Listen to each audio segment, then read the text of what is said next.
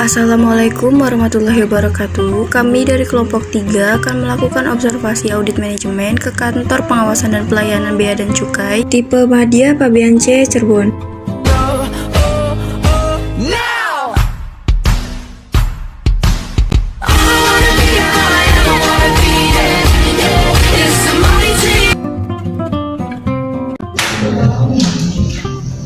Assalamualaikum warahmatullahi wabarakatuh. Waalaikumsalam warahmatullahi wabarakatuh.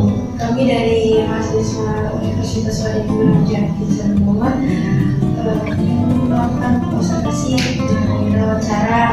Terima kasih kepada Pak Arifin, Mas Asana, dan Mas Mada. Saya sendiri, Mas Fitri, dan rekan saya, Mas Yusuf. Siapa yang mana? Siapa yang wajar saya. Terima kasih telah memberikan kesempatan kepada kami untuk ini di era yang sekarang, Pak. Untuk pencapaian kinerja lain, Pak. Bagaimana untuk saat ini? Di Bea Cukai Cirebon terkait hal ini adalah kita banyak memanfaatkan aplikasi terkait pelayanan kepada pengguna jasa. Salah satunya misalkan untuk mulai masuk aja kan, kalau dulu kan buku itu nulis tuh ya, kalau sekarang buku tamu pakai QR code, barcode, silakan baru diisi kan, Google Form gitu kan. Nah itu kan otomatis ketika mau nyari pun nanti akan gampang, nah, sehingga kinerja pegawai pun bisa maksimal. Kemudian kita juga kan pakai pandemi ini kan mau nggak mau kita mengurangi jumlah yang masuk. Sampai sekarang pun masih ada WFO ini yang membuat masalah nih. Jadi baru siapa yang harus masuk kerja di rumah, siapa yang harus kerja di kantor. Tentu itu kan memanfaatkan teknologi informasi juga.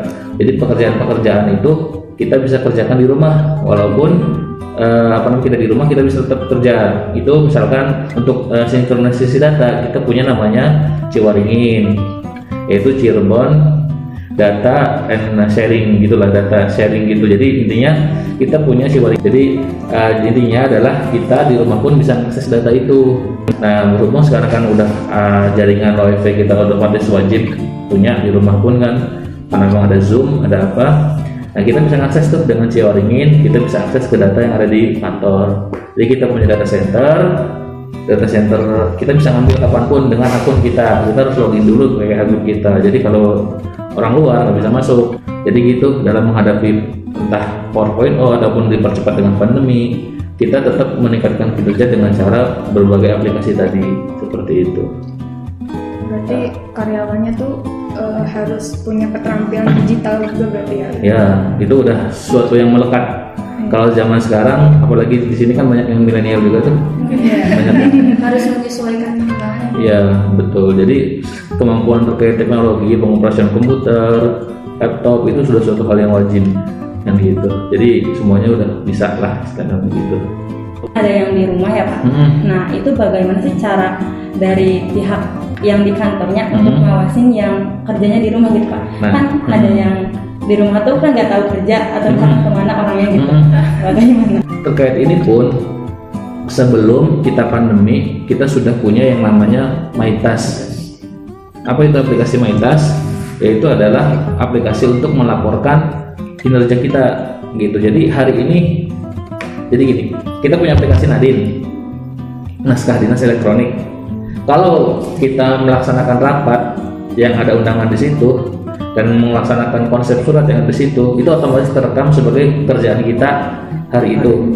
Gitu. Jadi misalkan saya hari ini bikin konsep apa, ataupun ada pekerjaan yang sifatnya manual dalam arti tidak terdokumentasi di Nadine ya, itu kita bisa input di situ bahwa saya melaksanakan ini, atau misalkan gini, saya menyusun konsep kebijakan mutasi di internal, itu kan bukan di naskah dinas elektronik, tapi memang kita harus ini lampu udah lama berapa kerja nih, dia di sini berapa, dia harus geser kemana. Nah, itu kan manual tuh bikinnya. Nah itu kan nggak bisa otomatis kerekam, maka saya input, saya bikin konsep ini dari jam segini sampai segini, dan itu dilaporkan ke atasan setiap hari, dan nanti atasan yang menyetujui benar nggak nih si anak ini melakukan, produknya kan kelihatan tuh. Jadi kita mudah menggunakan aplikasi MyTask. Bahkan absen pagi, absen pulang pun kita pakai aplikasi itu. Kita punya namanya aplikasi MyCesa. MyCesa itu apa? Jadi gini, saya absen, kan saya tugasnya di rumah dari kantor, hari kan di kantor. Maka saya klik Mejesa, nah dia tuh langsung akan ngetek lokasi plus foto. Kalau lokasi itu langsung titiknya absenin, tapi kalau foto kan mau nggak mau harus foto. Nah itu untuk menghindari jangan sampai titik absen, karena harus nih gitu ini tuh lokasi langsung di kantor bea cukai, lokasi langsung kedetek dia. Bukan presisi harus ambil foto dulu. Untuk aplikasinya udah berjalan berapa lama? Udah lama, tapi ini dipercepat ketika pandemi tahun 2020. Itu setiap awal tahun ini kita akan ditetapkan kontrak kerja. Jadi memang 4 target capaian yang harus dicapai. Jadi nggak serta-merta data harusnya ngopi main internet, nggak bisa. Kalau dia nggak tercapai, jadi nanti kinerja tunjangannya jelek. Gitu kinerjanya, karena ada namanya tunjangan kerja. Nah itu tukin nanti yang secara akumulasi itu nanti jelek capaiannya, karena ini berdasarkan capaian capaian kinerja pegawai tahunan.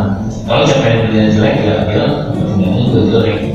Gitu. Karena memenuhi ya mungkin namanya selain kinerja yang sudah tercantum dalam kontrak itu ya dari disebutkan Sidon, itu juga kita ada kerja pidana lain yang di luar kinerja. Berarti untuk penentuan kualifikasi SDM itu dibuat berdasarkan spesifikasi pekerjaan yang sesuai dengan satu instansi yang seperti Bapak tadi bilang. ya, jadi untuk kualifikasi ini kan dari kualifikasi kan tadi kan di awal saya bilang, jadi Kementerian Keuangan itu punya peta jabatan. Peta jabatan yang itu ditetapkan dalam keputusan Menteri Keuangan. Dari situ dipetakan tuh sampai ini terkecil eselon 4, misalnya di sini seksi perbendaharaan itu butuh kan kita punya 3 layer. Layer analis itu untuk S1, untuk lulusan S1, layer pengolah data atau penyaji data untuk P3, sama administrasi umum untuk D1. Jadi nah ini data peta jabatan ini disandingkan dengan analisis beban kinerja untuk dari APK, maka akan muncul data kebutuhan pegawai. Dari beban kerja yang sehari-hari, di seksi perban butuh 2 orang analis, misalkan seperti itu, 2 orang analis yang kompetensinya kalau diperlukan terkait penerimaan, misalnya terkait proses ekonomi lah, gitulah, ekonomi atau akuntansi misalnya seperti itu untuk pencatatan penerimaan. Nanti kita tuh, berarti di sini butuh 2 orang analis atau butuh 1 orang penyaji data.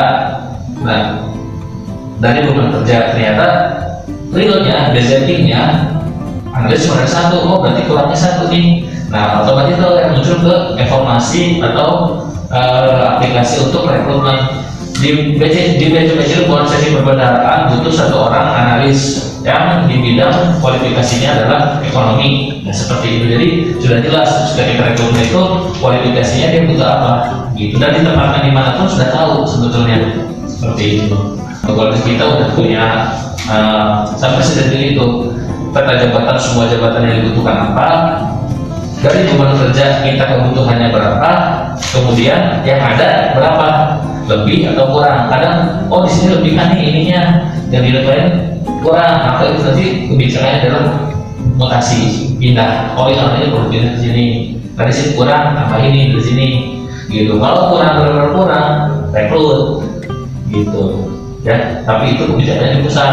Karena Sudah terorganisir dari sudah terstruktur dan ada aplikasi yang namanya aplikasi informasi di sana. Tapi yang mengalir dari SDM di pusat. Gitu ya. Itu yang paling penting dalam pencarian sumber manusia itu tuh dari pendidikannya sendiri atau kualitas dirinya, kompetensi diri. Jadi gini, ya proses pengolahan SDM itu kan suatu sekuen yang panjang. Ya kan, pertama misalkan rekrutmen, ya kan formasi rekrutmen, rekrutmen sendiri dibagi kan, formasi, formasi, seleksi, kemudian rekrutmen, dapatkan, terus baru penempatan. Di tengah itu ada proses pengembangan kompetensi pegawai, ya kan, pengembangan kompetensi pegawai, dan sampai di akhir nanti dia sampai pensiun. Nah, kalau yang tadi ada sampaikan itu adalah kaitan dengan kompetensi kan ya. Maka kan ketika diuji, kita CPNS kan bukan dites, bukan dikasih wawancara, bukan seleksi kompetensi bidang, itu untuk menentukan. Jadi di Kementerian Keuangan di kita itu kita sudah punya standar kompetensi jabatan. ya. Standar kompetensi jabatan. Apa itu standar kompetensi jabatan? Yaitu kompetensi minimal yang harus dipunyai untuk menduduki jabatan itu. Ya, tadi kan kompetensi. Misalkan begini, untuk jabatan analis perbendaharaan, analis eksekutif perbendaharaan, maka standarnya adalah dia harus punya kompetensi A, B, C dengan level sekian. Ya kan?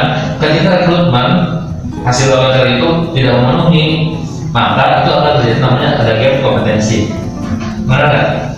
Jangan dong standarnya segini, dia cuma di level segini, ya kan? Apa yang dilakukan? Waktu ini yang dikembangkan supaya memenuhi ini, gitu. Ya, adapun kalaupun memang S1 tapi belum menguasai, berarti kan dia di bawah dari standar. Yang ini D3 malah levelnya ke S1, gitu kan? Nah, itu yang akan diprioritaskan untuk mengisi jabatan yang lebih tinggi.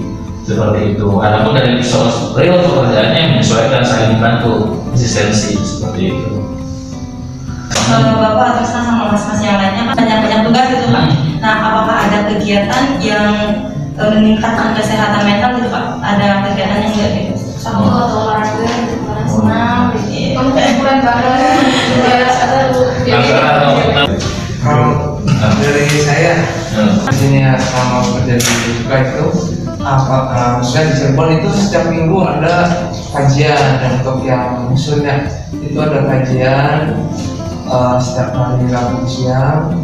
Terus kemudian selain itu ada juga kegiatan olahraga gitu. Kegiatan olahraga setiap hari Jumat pagi. Itu kita selain dalam rangka kita itu kan sebagai satu sisi sebagai pegawai, kita dituntut untuk melaksanakan tugas dan fungsi kita untuk mencapai tujuan organisasi, ya kan. Tapi di sisi lain kita sebagai manusia kita juga punya punya hobi, punya kesenangan, punya butuh waktu juga. Nah itu pimpinan kita tuh sangat concern terkait itu. Bahkan Bu Menteri punya slogan kita itu adalah apa? Work life balance. WLB, work life balance. Jadi jangan sampai kerja dan kehidupan itu harus seimbang. Nah, beliau punya mencanangkan itulah work life balance. Nah, implementasinya apa? Implementasinya adalah setiap Jumat itu jam 3 jam untuk olahraga pagi gitu.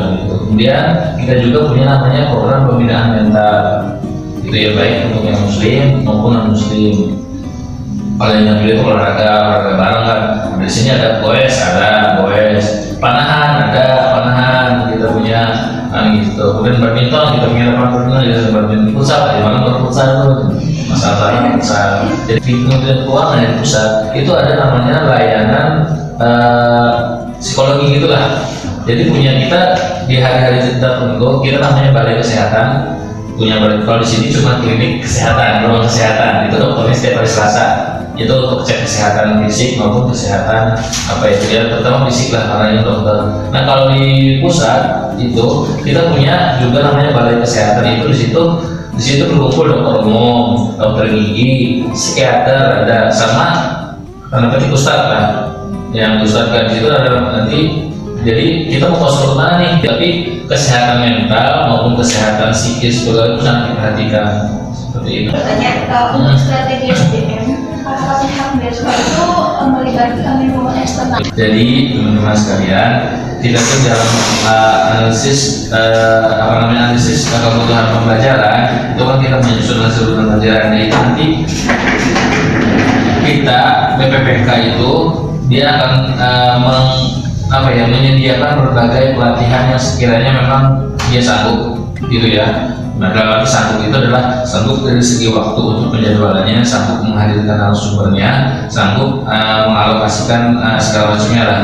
Nah, kalaupun diras itu kan, nah situ mekanismenya adalah BPPK itu misalnya pegawai Kementerian Keuangan ya, hasilnya BDI Suara namanya. BDI Suara itu kan dosen untuk pegawai lah ibaratnya. Nah, itu kan orangnya terbatas di Kementerian Keuangan. Kalau memang misalkan kebutuhan di klubnya adalah misalkan organizational and development, misalkan gitu ya, itu ternyata butuh ahli di bidang human resources. Nah, maka dia akan meng-hire konsultan terkait itu yang sebagai menjadi narasumber. Bahkan untuk di PLOKP itu program pembinaan kompetensi pegawai. Jadi tiap bulan tuh ada 100 sesi, kita kumpul semua, itu nanti kita menggunakan narasumber, kadang internal kita bisa juga eksternal. Nah ketika eksternal itu misalkan kemarin kita terkait tata naskah dinas, itu kita menggunakan ahli bahasa Ipan Lanin, nah itu pihak eksternal. Karena memang butuh ahli bahasa, berarti kan bukan orang bea cukai dong, gitu kan. Maka dia harus kita datangkan pihak eksternal yang ahli di bidangnya. Kalau memang perlu konsultan yang lain, maka kita juga akan mengundang sesuai dengan kompetensi bidangnya seperti itu. Jadi kita sangat melibatkan pihak eksternal, gitu. Bahkan misalkan untuk apa namanya, bila perlu konsultan, kalau konsultan biasanya lebih mahal tuh, itu kita bisa meng-hire konsultan.